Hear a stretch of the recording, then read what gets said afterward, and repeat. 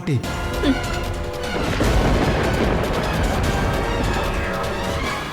இதை இப்பொழுது நீ கூறுகிறாய்? இதே போன்று நீ இன்னும் எத்தனை காலங்கள் யோசிப்பாய் என்று நானும் பார்க்கத்தானே போகிறேன்.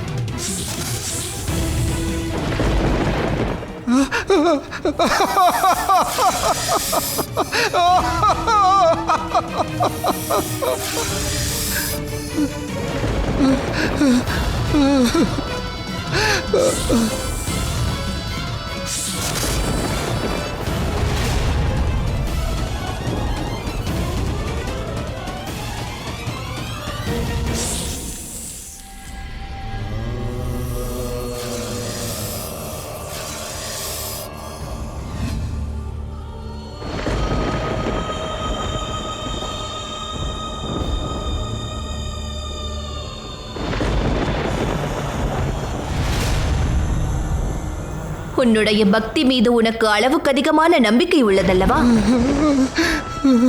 ஆனால் இங்கே பார், உனக்கு உன்னுடைய பக்தியானது இன்று என்ன கொடுத்தது? உன்னுடைய 6 புதல்வர்களும் இறந்து விட்டார்கள். அவர்களுடைய இறப்பிற்கு காரணம் அவர்களின் தந்தையான நீ மட்டும்தான். இதன் பிறகும் நீ மகாதேவரின் பக்தியினால் வேறு எவரையும் இழக்கக்கூடாது என்று நினைத்தால் எனக்கு பூஜை செய்வேன் என்று கூறிவிட. இன்னும் சில மணி நேரங்களில் சூரியன் உதயமாகிவிடும்.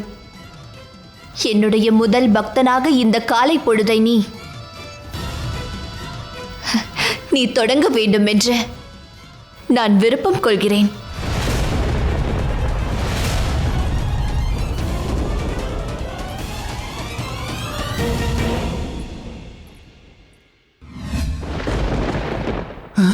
மகனே, மகனே, கண்ணை திறந்து பார்.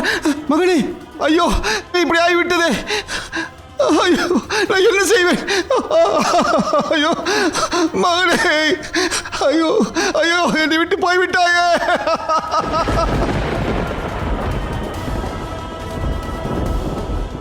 மானசா இப்பொழுது தனது வழியை தேர்ந்தெடுத்து விட்டாள். இதன் பிறகு அவள் செய்வது அனைத்தையும் பார்த்து கொண்டு அமைதியாக இருப்போம் என்று அவள் நினைக்கக்கூடாது.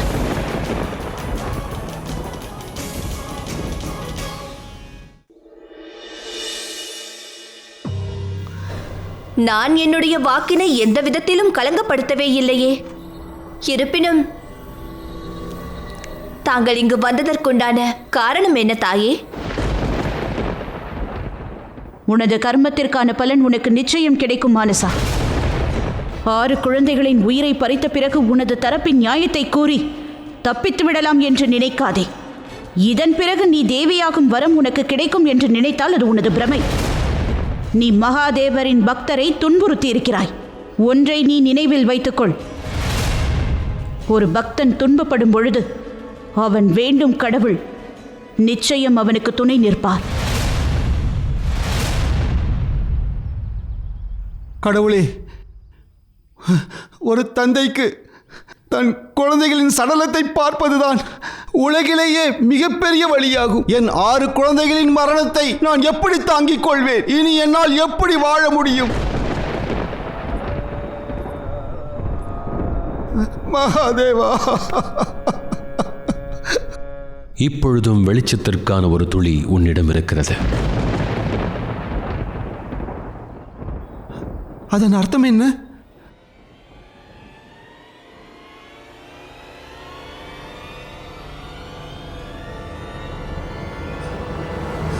லக்ஷ்மி சந்திரா, லக்ஷ்மி சந்திரா, மகனே,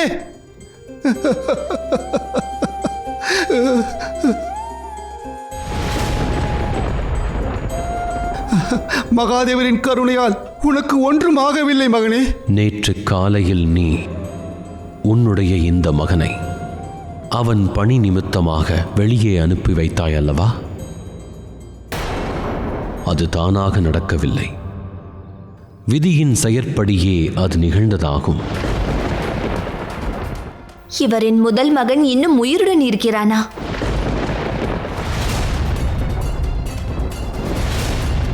நடக்கும் விவாகமானது துன்பத்திலிருந்து விடுவித்து முக்தி அளிக்கும். ஆனால் பிரபு, அந்த மானசா எனது மகனையும் சாகடிக்க முயற்சி செய்வாளே, பிறகு எப்படி தான் கைம்பெண் ஆகிவிடுவோம் என்று தெரிந்தும் ஒரு பெண்ணானவள் திருமணம் முடிக்க எவ்வாறு சம்மதிப்பாள் பிரபு?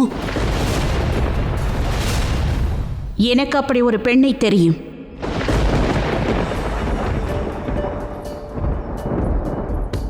பக்கத்து கிராமத்தில் பேகுலா என்ற பெண் இருக்கிறாள். அவள் லக்ஷ்மி சந்திரனை திருமணம் செய்து கொள்வாள்.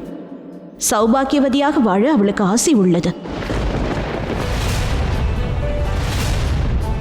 இந்த விவாகமானது அரங்கேறி முடிவரும் வரை மேலும் நானும் மற்றும் பார்வதியும் இவ்விடத்திலேயே இருப்போம்.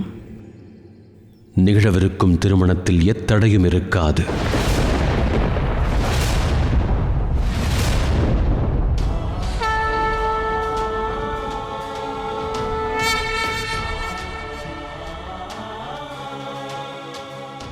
தாங்கள் கவலைப்பட வேண்டாம்.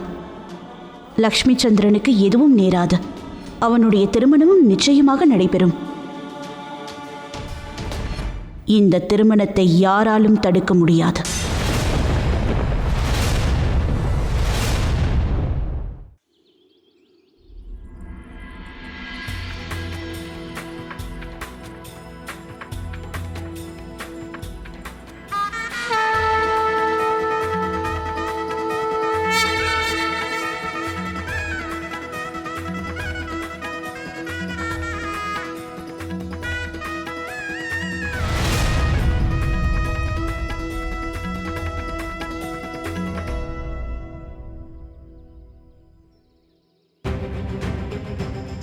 நாங்கள் இருவரும் கூட இதில் விதிகளை மீறவில்லை மானசா.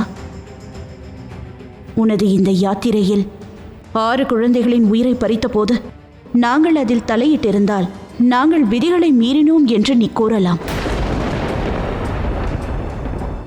பக்தனை துன்புறுத்தி நீ உன் வழியை தேர்ந்தெடுத்து கொண்டாய். லக்ஷ்மி சந்திரன் பேகுலாவிற்கு திருமணம் செய்து வைத்து எங்கள் செயலுக்கான வழியை தேர்ந்தெடுத்தோம். ஒருவேளை அவர்கள் திருமணம் செய்து கொண்டாலும் அதன் பின்பு அவர்களால் ஒரு நாள் கூட திருமண வாழ்க்கையை வாழ இயலாது தாயே. நீ இப்பொழுதும் தவறான வழியில்தான் சென்று கொண்டிருக்கிறாய் மானசா.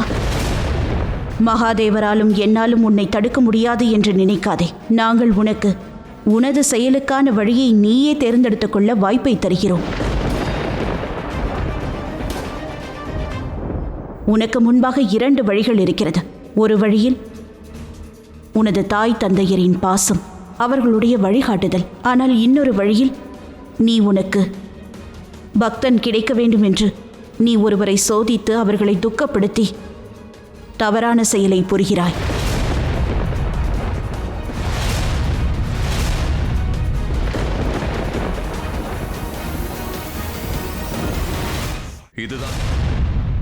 தாயே, நான் அறிவேன். இந்த பிரபஞ்சத்தில் தாங்கள்தான் மகான்கள் என்று நினைக்கிறீர்கள் அல்லவா? எனக்கு நன்றாக தெரியும் தாயே. இவ்வனைத்தையும் என் வழியிலிருந்து என்னை திசை திருப்பத்தானே செய்கிறீர்கள். நான் என்னுடைய லட்சியத்தை அடையக்கூடாது என்பதற்காகத்தானே இவ்வாறு செய்கிறீர்கள். ஆனால் நான் எனக்குண்டான ஸ்தானத்தை நிச்சயமாக அடைந்தே தீருவேன்.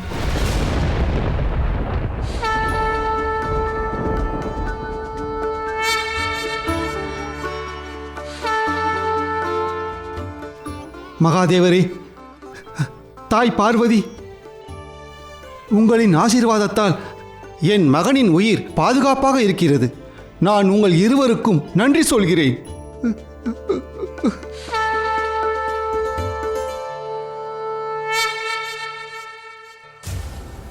எனக்கு நிச்சயமாக தேவி மானசா என்ற ஸ்தானம் கிடைக்கும். அதை தாங்கள் அனைவருமே காணத்தான் போகிறீர்கள். நிலைமை நம் கையை மீறி செல்கிறது தேவராஜா. அந்த பெண்ணிற்கு பிரம்மதேவனின் வரம் இருக்கிறது. ஒருவேளை மானசா லட்சுமி சந்திரனை கொன்றுவிட்டால் அது விதிகளை மீறும் நிகழ்வாகும். விதிகளை எவரேனும் மீறினால் அவர்கள் மகாகாளியின் கோபத்திற்கு உள்ளாவார்.